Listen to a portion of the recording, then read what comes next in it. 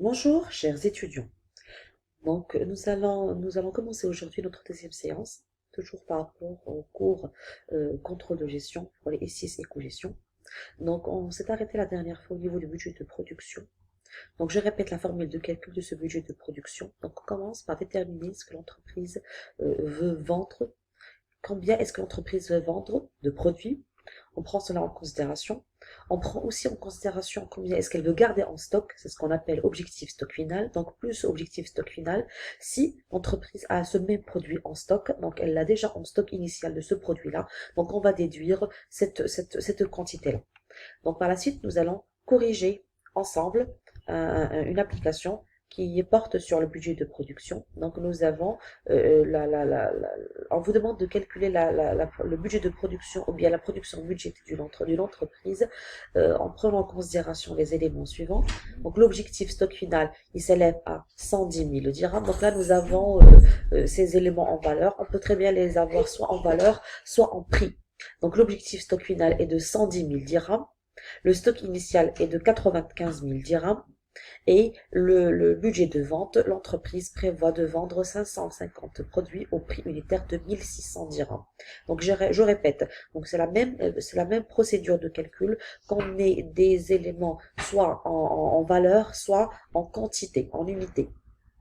Donc, on applique la formule de calcul que nous avons déjà vue, qui est donc budget de production est égal budget de vente plus objectif stock final moins stock initial. Donc, vente budgétée qui est de 864 000 dirhams, plus l'objectif stock final qui s'élève à 110 000 dirhams, moins stock initial qui est de 95 000 dirhams, et on arrive à un budget de production qui s'élève à 879 000 dirhams. Je répète, par rapport à la formule de calcul de budget de production, on commence toujours par les ventes. Combien l'entreprise prévoit de vendre? Donc on commence toujours par les ventes budgétées, plus l'objectif stock final, ce que l'entreprise veut garder en stock, qu'elle veut produire mais qu'elle veut pas vendre, moins le stock initial si elle a déjà le même produit en stock. Donc on déduit cette valeur-là et on arrive à notre budget de production en utilisant la formule de calcul que nous avons, que je vous ai montré, qui est donc vente budgétée plus objectif stock final moins stock initial nous donne le budget de production. Donc, après le budget de production, l'entreprise, dans sa gestion budgétaire, doit déterminer le budget d'approvisionnement. Donc, ce budget-là détermine les quantités de matières premières que l'entreprise doit se procurer et qui est nécessaire à la production budgétée. Combien l'entreprise doit acheter de matières premières qu'elle va utiliser pour pouvoir satisfaire à la fois le budget de production et le budget de vente. Donc, ce budget d'approvisionnement, pour pouvoir le faire, il faut que le contrôleur de gestion fasse aussi une gestion de stock qui consiste à éviter une rupture de stock ou un surstockage, c'est-à-dire que le budget d'approvisionnement, ces prévisions que l'entreprise doit faire par rapport à la quantité de matières premières à se procurer, doivent prendre en considération les stocks disponibles au niveau de cette entreprise-là pour éviter les deux pires scénarios qui sont soit la rupture de stock, soit un surstockage. Et l'entreprise doit aussi l'entreprise doit aussi fixer un calendrier de commande et de livraison pour faire une bonne gestion de stock. Tous ces éléments rentrent en considération dans le budget d'approvisionnement. Les déterminants du budget d'approvisionnement, donc la cadence de production, combien l'entreprise doit produire, à quelle cadence, à quel rythme, le délai d'approvisionnement qui est défini par l'intervalle de temps entre la date de commande et la date de livraison, combien ces matières premières doivent rester dans l'entreprise, dans les locaux de l'entreprise, le stock minimum, qui est donc le consommation quotidienne pour le nombre de jours de livraison, le stock de sécurité, autant d'éléments, autant de notions que le contrôleur de gestion doit maîtriser dans l'élaboration de son budget d'approvisionnement. Donc, pour calculer ce budget d'approvisionnement, donc là aussi, nous allons prendre en considération plusieurs éléments. Donc, on commence par la consommation de matières premières.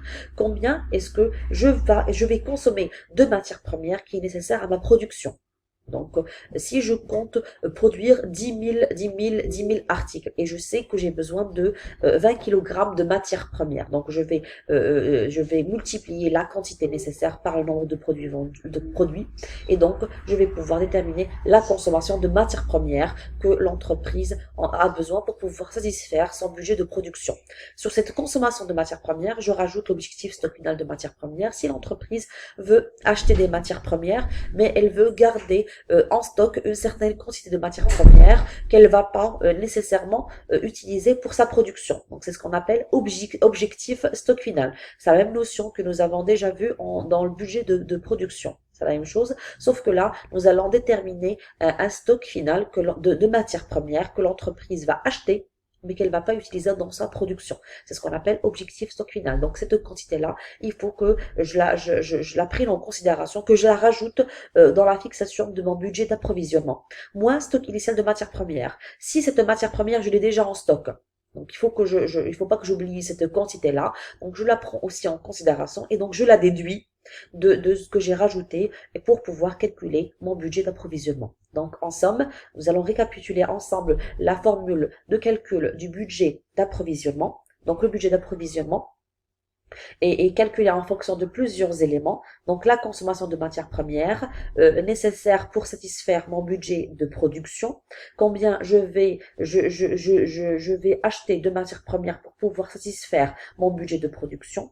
Je rajoute à cette quantité-là l'objectif stock final de matières premières, combien l'entreprise veut garder en stock de quantité de matières premières qu'elle ne va pas utiliser nécessairement pour ce processus de production, moins stock initial de matières premières. Si j'ai déjà une quantité de matières premières qui est déjà disponible dans les stocks de l'entreprise, donc je prends ça aussi en considération et je déduis cette quantité-là de ce que j'ai ajouté déjà pour pouvoir déterminer mon budget d'approvisionnement qui nous donne la formule de calcul suivante. Donc, consommation de matières premières plus objectif stock final moins stock initial de matières premières. Donc, après le budget d'approvisionnement, nous allons passer aux deux derniers budgets de la gestion budgétaire qui sont en l'occurrence le budget d'investissement et le budget de trésorerie. Donc, le budget d'investissement, dans ce budget-là, l'entreprise va prévoir, va prévoir des investissements qui vont être nécessaires pour pouvoir satisfaire les budgets qu'elle a déjà élaborés auparavant, à savoir budget d'approvisionnement, de production et de vente. Donc, dans ce budget-là, l'entreprise doit voir est-ce que les machines qu'elle a à sa disposition, est-ce que les machines est-ce que les machines qu'elle a à disposition vont pouvoir satisfaire cette cadence de production qu'elle a déjà déterminée, ou bien est-ce qu'il faut procéder à d'autres investissements en augmentant la capacité de production, ou bien en améliorant la qualité des produits vendus. Tous ces éléments-là peuvent être intégrés dans le quatrième budget qui est le budget d'investissement. Donc le dernier budget est le budget de trésorerie, c'est le budget qui représente la dernière phase du processus de la gestion budgétaire et qui est donc une synthèse de tous les autres budgets. Donc dans ce cas-là, nous allons déterminer dans ce cinquième et dernier budget quelle est la somme qui doit être à la disposition de l'entreprise pour pouvoir répondre à tous les budgets que nous avons déterminés et qui sont donc le budget d'investissement. Combien est-ce qu'il lui faut à l'entreprise pour pouvoir acheter ces nouvelles machines, ces nouveaux besoins d'investissement, combien il lui faut d'entreprises de fonds pour pouvoir répondre aux besoins d'approvisionnement, aux besoins de production et tous les besoins de l'entreprise. Donc c'est le dernier budget qui clôture le processus de la gestion budgétaire. Donc avec ceci, nous avons fini le deuxième chapitre qui est consacré à la gestion budgétaire. Dans ce qui va suivre, nous allons voir ensemble le troisième chapitre qui concerne les méthodes des coûts préétablis. Donc les méthodes, on parle des méthodes parce qu'il s'agit de deux méthodes, et on parle des méthodes des coûts préétablis qui sont donc des méthodes qui visent à calculer des coûts de référence et qui vont donc ces références qui vont servir au moment venu de normes et qui vont permettre à l'entreprise de pouvoir comparer entre ce qu'elle avait prévu et ce qu'elle a réalisé effectivement. Donc il s'agit d'établir a priori sur la base d'une activité normale. Donc on prend en considération une activité normale. Sur la base de cette activité normale, on va pouvoir faire des prévisions et pouvoir dégager a posteriori posteriori des écarts qui peuvent survenir entre les coûts réels et les coûts préétablis.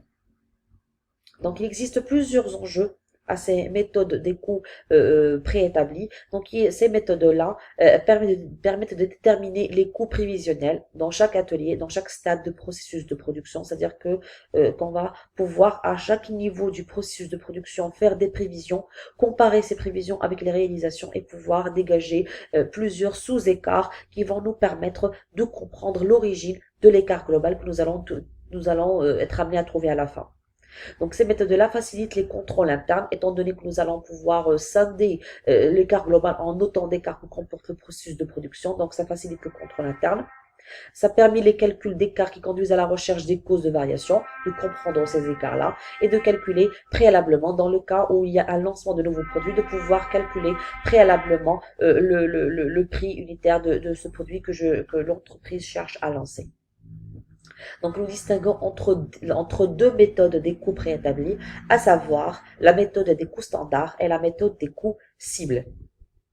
Donc, je laisserai donc cette partie-là à la séance prochaine et je vous dis à très bientôt, chers étudiants. Je vous souhaite un très bon courage.